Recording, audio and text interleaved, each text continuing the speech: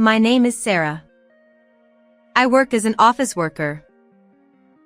I live with my husband, Thomas, who is the same age as me, and our 5-year-old son, Joseph. I met my husband at a party hosted by a friend. Reassured by his straightforwardness and enthusiastic pursuit, we ended up getting married. Initially, after marriage, he was very proactive in doing household chores and was very supportive. I felt fortunate to be married to him and thought everything was going well. However, the days of happiness seemed to crumble unexpectedly early. In the second year of our marriage, I became pregnant. My husband was happy about it and believed that even happier days were ahead. However, reality proved to be different. As my belly grew, I noticed him becoming increasingly distant. I assumed he was feeling the pressure of becoming a father and didn't press the issue. I thought his attitude would change once the baby arrived. However, when Joseph was born, his behavior changed even more. Even though he saw me struggling with childcare and exhausted from giving birth, he didn't lift a finger to help. He would get irritated by Joseph's crying at night and often slept in a separate room. I took a 1-year maternity leave from work, but because he wasn't supportive of childcare, I found myself struggling every day. He started coming home later and later. Since I also work full-time, I hoped we could share the household and childcare responsibilities. However, my husband rarely came home early, even when I asked. It's tough doing everything alone. Can't you come home a little earlier? I would ask. I'm working long hours to provide for Joseph. If you don't like it, work part-time. He would reply. No matter how much I talked to him, he didn't seem willing to compromise on my working hours. If we could live on his income alone, it would be a different story. But since that wasn't enough, I returned to work after just 1 year. It seemed like he didn't realize that if my income decreased, our household income would too. Plus, I was often unhappy with how he would come home drunk. Drinking with business partners is part of the job. My husband is self-employed. Because he needs to build relationships with clients, he actively participates in these drinking parties. Since I've never experienced self-employment, I wondered if these drinking parties were necessary every day. As Joseph, who is now 5 years old, started to understand things a bit, he seemed to be feeling resentful towards his absent father. Why doesn't Dad ever eat with us? He sleeps all day on his days off. Joseph would ask. Feeling it wasn't good for him to dislike his father so much, I would say, Dad works hard outside for us. Let's support him, okay? He would reluctantly reply. Even though I tried to pacify him, he didn't seem convinced.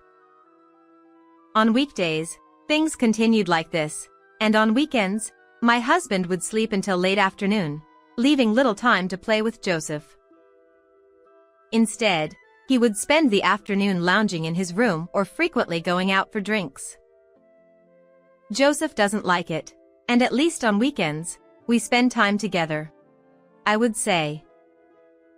It's work, I've told you. You're always so naggy. He'd reply. Despite my numerous warnings about his frequent drinking parties, he would only get in a bad mood. I tried to soothe Joseph and spent every evening having dinner together, just the two of us.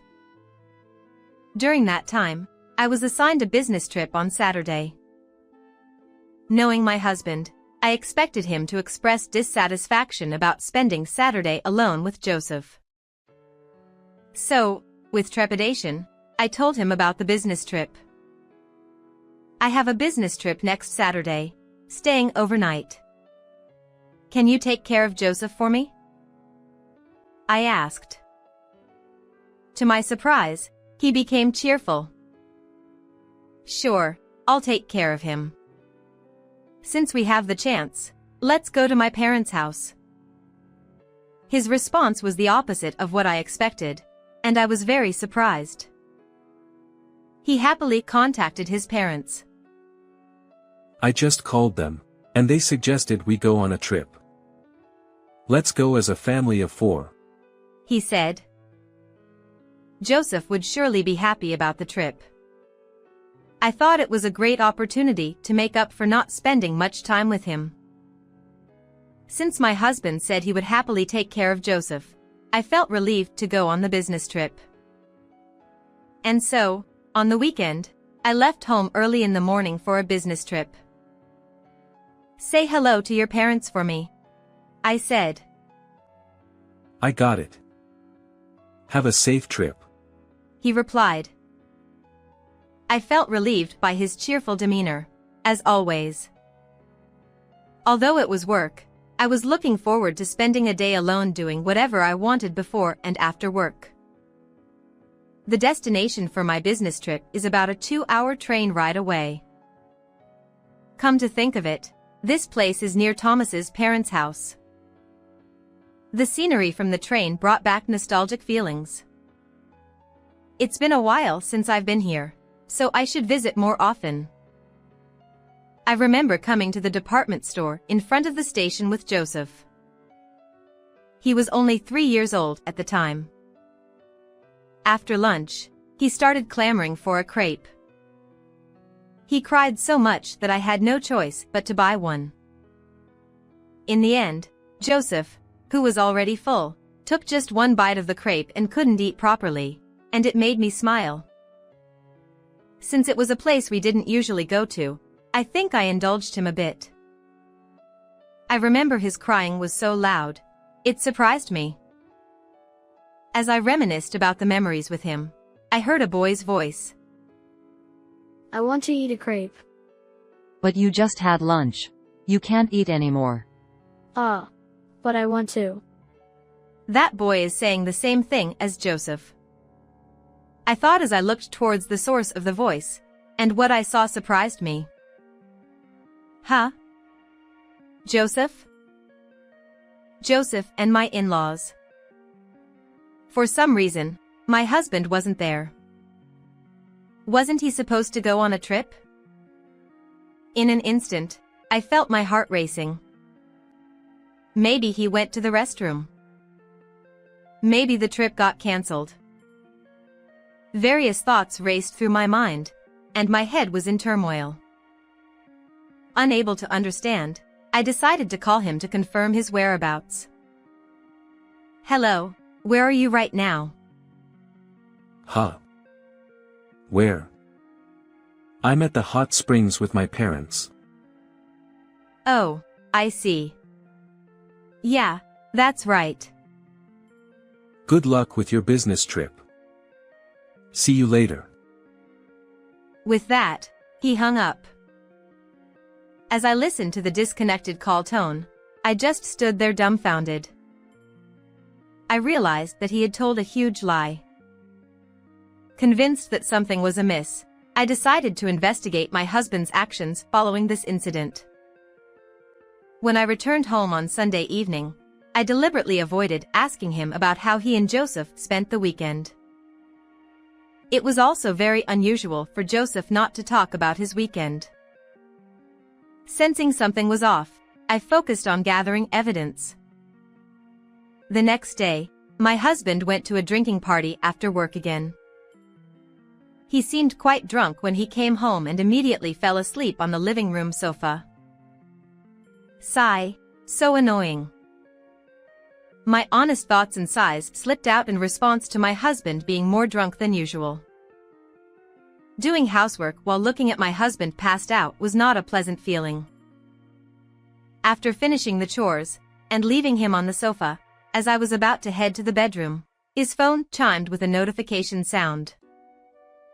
This might be my chance, so I quietly picked up his phone. Feeling a mix of wanting to see and not wanting to see, I checked the screen. Thanks for today. I want to see you again. When I saw that message, my suspicions from before turned into certainty. I touched the screen of his phone, and it unlocked easily. Carelessly, it wasn't locked. With trembling hands, I looked through all the message history. The contents were unbelievable, and it made me dizzy. He was keeping a terrible secret. The following weekend, my husband said he would take our son to his parents' house. You couldn't rest last week, right? You should relax by yourself this week. I know what he is planning to do next. But it's not the time to expose it yet. So, I pretended not to know anything and thanked him. Thanks. Then, let's relax and watch a movie at home. I pretended to be happy with my acting skills, which were so bad that I even made myself laugh. My husband didn't see through my acting, and he seemed visibly relieved that I was staying home. Have a good time, both of you. After seeing them off at the entrance, I made a call to a certain place. Yes, I wanted to ask you today. Is it okay? Thank you. I cleared the first step of the plan. Although I felt relieved for a moment, I had to move on to the next action immediately. First, I decided to secretly follow them. It's another cliché disguise, but I put on the hat I bought for this day, pulled it down low, and watched from a distance. Sure enough, my husband left Joseph alone at his parents' house. Since I already knew what he would do next, all I needed to do was gather evidence. Suddenly, I looked at Joseph, who had a lonely expression. Seeing his face made my heart ache. I can't let my husband, who makes Joseph feel lonely, get away with it without consequences. Turning away from my in-laws' house, I followed him to a cafe, the designated meeting place. Oh, there you are. Sorry for the wait. A young woman arrived there. My husband and the woman walked arm in arm and disappeared into a nearby hotel. I immediately took a picture of them. I was disappointed with his reckless behavior, which allowed me to easily take incriminating photos. A few minutes later, at a time when he would have entered the room, I called him. Hello. What are you doing right now? Huh. I'm at my parents' house. Why do you ask? My husband spoke in an anxious voice. I thought I'd ask you to do some shopping on your way back. As I cheerfully responded, his tone also brightened, perhaps relieved. Oh, is that all? Shopping is fine, but my parents asked if we could stay overnight again today, so I was thinking of doing that. I see. Then, go shopping alone, it's okay. My husband was about to leave Joseph at his parents' house again. I felt anger towards him for not having the awareness of a father, but I desperately hid those emotions so as not to be noticed. I don't have any affection left for him. Who keeps lying? I hung up the phone and decided to go pick up Joseph, who must be feeling lonely. Hello. I've come to pick up Joseph. When I arrived at my in-laws' house, they looked puzzled. Huh? I heard both Thomas and Sarah had plans today. Are you okay now? I don't have any plans. As I said so, my in-laws looked even more bewildered. Mom, listen. Dad said he'd play with me, but he left by himself. This is the second time.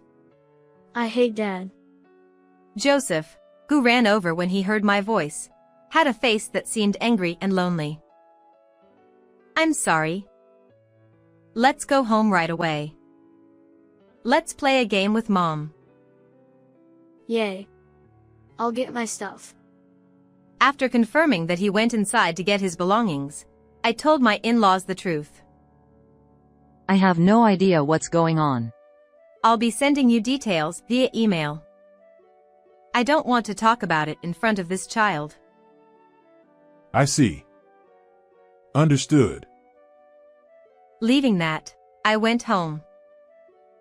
My husband's affair partner was a staff member at BR's store. This was information I gathered from the messages. However, a staff member, a woman named Rebecca, seems unaware and has no ill intentions, as she thinks he is single. My husband had a relationship with Rebecca while hiding the fact that he had a wife and child. From the conversation in the messages, it seemed Rebecca was contacting him for business purposes. My husband, believing her intentions, mentioned spending money if they had a relationship. Rebecca was probably dazzled by the money, repeatedly meeting him under the pretext of him being single. I concluded that living with him was impossible. Before tailing him, I explained the situation to my parents and arranged for them to move my belongings today. My parents were furious with him and agreed to help me. Joseph, I'm thinking of staying with Grandma from today. What do you think? Yeah, that's fine. He was engrossed in a game, so I'm not sure if he heard me or not. I thought I should explain the future properly. Welcome back. What a disaster. Your stuff arrived, so I put it in your room. When I arrived at my parents' house, they greeted me with smiles. Joseph, I made steak for you. Yay. I love Grandma's steak. Seeing him happy about his favorite steak relieved me. Our house and my parents' house weren't far apart, so we visited them occasionally. Perhaps that's why Joseph was fond of both parents and didn't mind suddenly coming to my parents' house. Lots of cardboard boxes were being carried into the room. Since I noticed the cheat, I have been gradually packing my things. Knowing my husband was meeting Rebecca that day, I hired movers and moved all my belongings. Honestly, I was anxious about how it would go, but everything went smoothly and was a great success. I won't be going back to that house anymore, that's for sure. While sorting out the stuff, my husband called. Sarah, what's going on? He seemed quite anxious. Yes? What's going on? Well, you see, I got a call from my parents, rushed to their house, and Joseph wasn't there. It seems you've misunderstood something too. Is that so? Misunderstood? Yeah, it's a misunderstanding. My parents seem to have misunderstood too, and they even scolded me. I see. And when I got home, your stuff and Joseph's stuff was gone. What's going on? That's it. I can't live with you anymore. There's nothing more to talk about. Goodbye. I hung up the phone while desperately trying to keep calm. It's too late to say anything now. After that, he called several times, but I ignored them. Joseph, I need to talk to you. I also needed to talk to Joseph properly. Son, Dad, were you getting along with another lady? Huh? Did you hear that? He must be shocked to hear such a thing. I was choosing my words to follow up, but Joseph spoke up. I heard. I don't want a dad like that. It's more fun with Grandpa and Grandma. It seemed his feelings toward his father had already disappeared. I consulted a lawyer about the future course of action. Since I had sufficient evidence, it seemed it would be easy to get a favorable divorce. I obtained evidence of the affair directly from Rebecca. My husband and you are having a cheat, right? I'm sorry. He offered me money, so I went along with it. But I never intended to cheat. He said he wasn't married. I believe you. If you provide evidence of a cheat, I won't sue you for damages. But what will you do? Understood. I'll tell you everything. She tearfully revealed everything. She must have been trying too hard to earn a living. Meeting clients outside the store was against the rules, she said. She promised not to tell the story about what she did and obtained information about my husband. The period my husband cheated with Rebecca was the 5 years since Joseph was born. Given the long duration of the affair, the amount of damages was considerable. Afterward, I obtained a large sum of damages and child support and was able to divorce smoothly. As for my ex-husband, he was abandoned by his family, and the contact with the woman he was infatuated with ceased. Furthermore, he had to pay damages, so he was left with nothing. His job was also affected as information about his affair leaked from somewhere. He lost the trust of his business partners, and his income plummeted. Now, he's working multiple part-time jobs just to make ends meet. Tired of a life where he lost everything, he sought help from his parents-in-law, but they treated him as if he were disowned and wouldn't listen to him. I hope he reflects on his actions and works hard to improve himself. Joseph and I decided to continue living at my parents' house. He seems livelier since coming to my parents' house and can live without inconvenience. He's still attending the same kindergarten, so it's just a change of residence for him. I'm relieved to see that he doesn't seem to be particularly stressed. Seeing him happily smiling, I'm convinced that divorcing was the right decision. How did you find this story? Don't forget to subscribe to the channel. Well then, let's meet again in the next video.